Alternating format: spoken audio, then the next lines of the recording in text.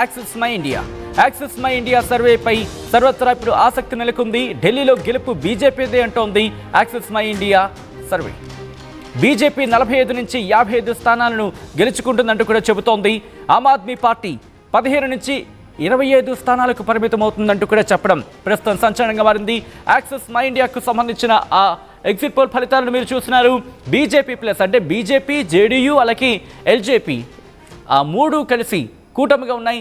ఈ నేపథ్యంలో 45 నుంచి 55 స్థానాలు దక్కచ్చంటూ చెబుతోంది భారతీయ జనతా పార్టీకి 48% ఓట్ షేర్తో.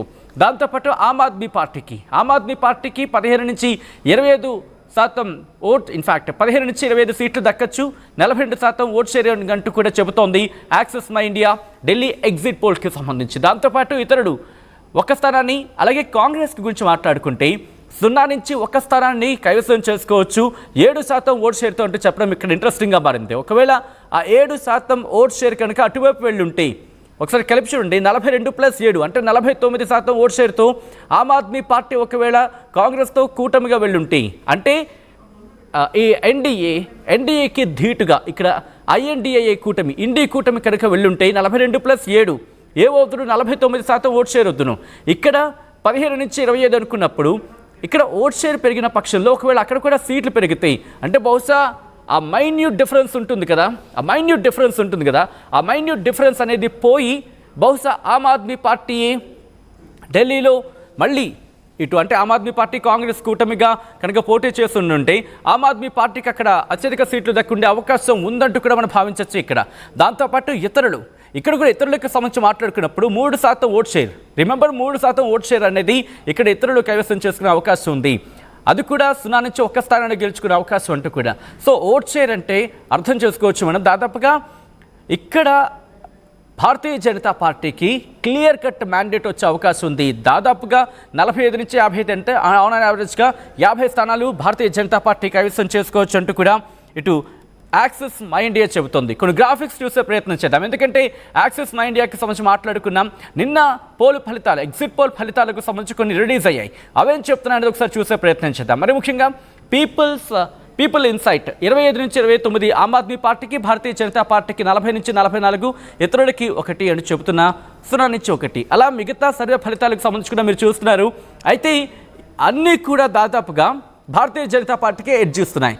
కానీ ఇక్కడ కేకే సర్వేకి సంబంధించి మాట్లాడుకున్నప్పుడు కేకే సర్వే 39 అలాగే 22 అంటే భారతీయ జనతా పార్టీకి చెప్తుంటే కాంగ్రెస్ 0 నుంచి 9 స్థానాలు కైవసం చేసుకోవచ్చు అంటూ ఇంట్రెస్టింగ్గా చెబుతోంది.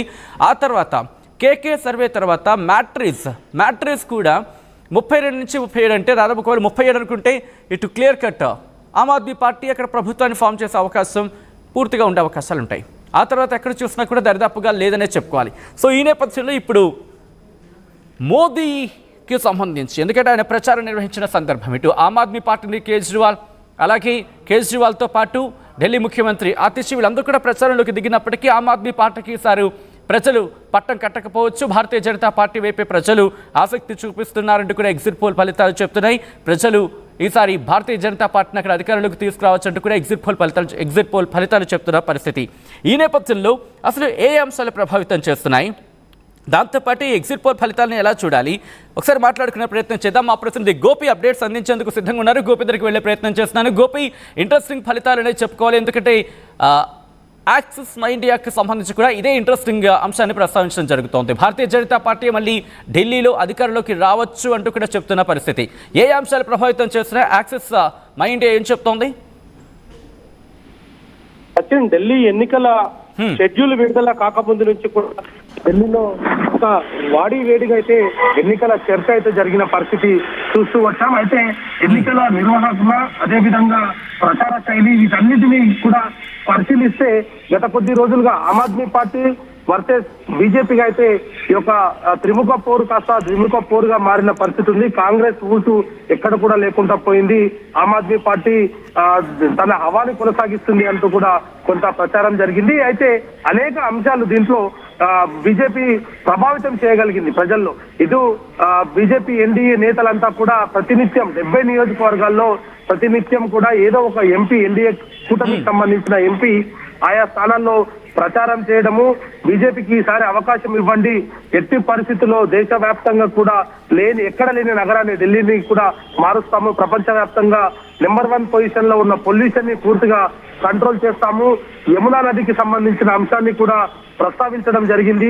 అదే విధంగా ఇక్కడ రోడ్స్ కి సంబంధించి ఉచితాలు అన్ని పార్టీలు ప్రకటన చేశాయి. ప్రతి పార్టీ కూడా ఇప్పుడున్న ఉచితాలన్నింటినీ కూడా కొనసాగిస్తూనే మరికొన్ని అడిషనల్ గా కూడా ఉచితాలను ప్రకటించాయి. అయితే బీజేపీ చాలా క్లియర్ గా గ్రౌండ్ లో నుంచి చిన్న ఏదైతే ఎన్నికల నోటిఫికేషన్ వచ్చినప్పటి నుంచి కూడా ప్రజల మైండ్ లోను కొంత ప్రభావితం చేయగలిగాయని చెప్పుకోవచ్చు. ఎందుకంటే ఆమ్ ఆద్మీ పార్టీ ప్రతినిత్యం కూడా మేము చేయడానికి సిద్ధంగా ఉన్నాం, కేంద్ర ప్రభుత్వం మాకు సహకారం అందించట్లేదు అనేది ఆమ్ ఆద్మీ పార్టీ ప్రతి మీటింగ్ లో చెప్తూ వస్తుంది. అయితే ఎన్నికల టైంలో కూడా ప్రచారంలో కూడా ఆమ్ ఆద్మీ పార్టీ ఇదే అస్త్రాన్ని చూపించి బీజేపీని బూచిగా చేయాలనేది మాత్రం కొంత ప్రయత్నం చేసింది. కానీ అది బీజేపీకి కొంత అనుకూలంగా మారింది. ఆమ్ ఆద్మీ పార్టీ చెప్తుంది బీజేపీ మమ్మల్ని పని చేయనట్లేదని. అయితే అదే విషయాన్ని కూడా బీజేపీ అదే విషయం చెప్తుంది. బీజేపీ పని చేయడానికి సిద్ధంగా ఉంది, ఆమ్ ఆద్మీ పార్టీని కాదని బీజేపీని నమ్మండి, మేము ఖచ్చితంగా ఢిల్లీ రూపురేఖలు మారుస్తామనేది కూడా చెప్తున్న పరిస్థితి ఉంది. సో వీటన్నిటిని కూడా ఎలక్షన్స్ లో కొంత ప్రభావం చూపగలిగాయి. తెలుగు రాష్ట్రాలకు సంబంధించిన నేతలు, ఎన్డీఏ కూటమి నేతలంతా కూడా ప్రతినిత్యం ఏదో ఒక నియోజకవర్గంలో ప్రచారం చేశారు. 11 లక్షల మంది వరకు దాదాపు తెలుగు వారంతా కూడా ఢిల్లీలో నివసిస్తున్నారు. వారితో పాటు కొంత వాళ్ళకు సంబంధికులు కావచ్చు, నార్త్ సౌత్ ఇక్కడ ఉన్న ప్రతి కాన్స్టిట్యున్సీని ఎన్డీఏ కూటమి అంతా కూడా తిరగడం జరిగింది. ఇవన్నీ కూడా కూటమిలో కొంత ఇటు బీజేపీ ఓటర్లను కొంత ప్రభావితం చేయడంలో చాలా కీలక పాత్ర పోషించింది. మరి వీటన్నిటిని కూడా సర్వేలు కూడా అదే విషయాన్ని కూడా ప్రతినిత్యం చెప్తూ వస్తాయి. నిన్న జరిగిన ఎగ్జిట్ పోల్స్ లో కావచ్చు, ఈ రోజు జరిగిన దీంట్లో కూడా బీజేపీకే అగ్రస్థానం ఉంది. బీజేపీ 27 ఏళ్ల తర్వాత మరొక ఢిల్లీ గడ్డ పైన తన ప్రభావాన్ని చూపబోతుందంటూ కూడా చెప్పడం జరిగింది. మరి చూడాలి ఎల్లుండి రిజల్ట్స్ సమయానికి ఎటువంటి పరిస్థితులు మారబోతున్నాయి. ఢిల్లీలో 27 ఏళ్ల తర్వాత బీజేపీ తన బాగా పాల్గొనేది సర్వేలన్నీ కూడా స్పష్టం చేశాయి. అయితే సర్వేలన్నింటినీ కూడా తారుమారు చేస్తూ ఆమ్ ఆద్మీ పార్టీ ప్రభావితం చేయగలుగుతుందా, ఓటర్లు తన వంపై ఉన్నారంటూ కూడా కేజ్రీవాల్ అనేక మార్లు చెప్తున్న నేపథ్యంలో 8వ తేదీ రిజల్ట్స్ చాలా ఉత్కంఠభరితంగా ఉండబోతున్నాయి అనేది మాత్రం చాలా స్పష్టంగా అర్థమవుతుంది. మరి మ్యాజిక్ ఫిగర్ ని ఆమ్ ఆద్మీ పార్టీ దాటుతుందా, బీజేపీ దాటుతుందా అనేది కూడా వేచి చూడాలి. సర్వేలన్నీ బీజేపీకి అనుకూలంగా ఇచ్చాయి, కానీ ఆమ్ ఆద్మీ పార్టీ మాత్రం తన విశ్వాసాన్ని కోల్పోవడం లేదు. ఖచ్చితంగా తామే తిరిగి అధికారంలోకి వస్తాము, హైట్రిక్ ఛాన్స్ కొడతామంటూ కూడా ఆమ్ ఆద్మీ పార్టీ చెప్తుంది. మరి సర్వే చెప్పినవన్నీ జరుగుతాయా, లేదంటే ప్రజలు ఆమ్ ఆద్మీ పార్టీ వైపే మొగ్గు చూపుతారనేది మాత్రం 8వ తేదీ మధ్యాహ్నం కల్లా ఒక స్పష్టత వచ్చే అవకాశాలు కనపడుతున్నాయి సచిన్. రైట్, అంటే ఇటువంటి సినారియోలో గోపి అంటే ఎటువంటి ఫ్యాక్టర్స్ మెయిన్గా చెప్పడం జరుగుతోంది? ఎందుకంటే ప్రతి సర్వే కూడా దాదాపుగా ఎడ్జ్ భారతీయ జనతా పార్టీకి ఇస్తున్నా, అంటే ఏ అంశాలు ప్రభావితం చేయొచ్చు అంటున్నాయి? దేశవ్యాప్తంగా వాతావరణ పొల్యూషన్ తో పాటు ఇక్కడ రాజకీయ పొల్యూషన్ జరిగింది అనేది ఎన్డీఏ కూటమి అయితే ప్రధానంగా ప్రజల్లోకి తీసుకువెళ్లే ప్రయత్నం చేసింది. లిక్కర్ స్కామ్ అనేది ప్రభావం చాలా చూపించే పరిస్థితి అయితే వచ్చింది. ఎందుకంటే ఆ కేసులో ఆప్ నేతలంతా కూడా కేబినెట్ మంత్రులే రిమాండ్ కు వెళ్లడము, ఈడీ కేసులను, సిబిఐ కేసులను ఎదుర్కొని రావడం తోటి అసలు ఢిల్లీ పొల్యూషన్ కంటే పొలిటికల్ పొల్యూషన్ ఎక్కువగా అయ్యింది అనేది కూడా ఎన్డీఏ నేతలు అయితే చెప్తూ వచ్చారు. అదే విధంగా ఈ ఫ్రీ స్కీమ్స్ కు సంబంధించి ఉచిత బస్సు కావచ్చు, కరెంట్ కావచ్చు, వాటర్ కావచ్చు, వీటన్నిటిని కూడా బీజేపీ కూడా ప్రకటన చేయడం జరిగింది.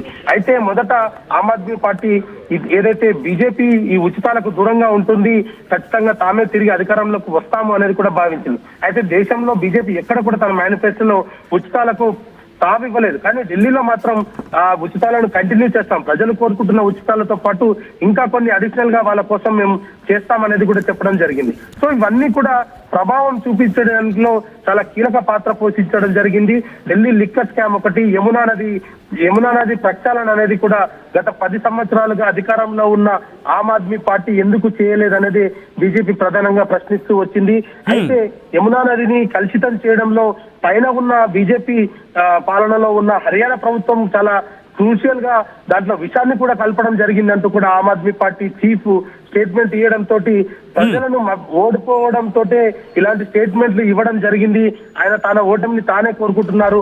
ప్రజలు తాగునీటిలో విషయాన్ని ఎవరు నింపరు అనేది కూడా ప్రజల్లోకి తీసుకువెళ్లడం జరిగింది. దాన్ని నిరూపించడంలో ఆమ్ ఆద్మీ పార్టీ కొంత ఫెయిల్ అవడం జరిగింది.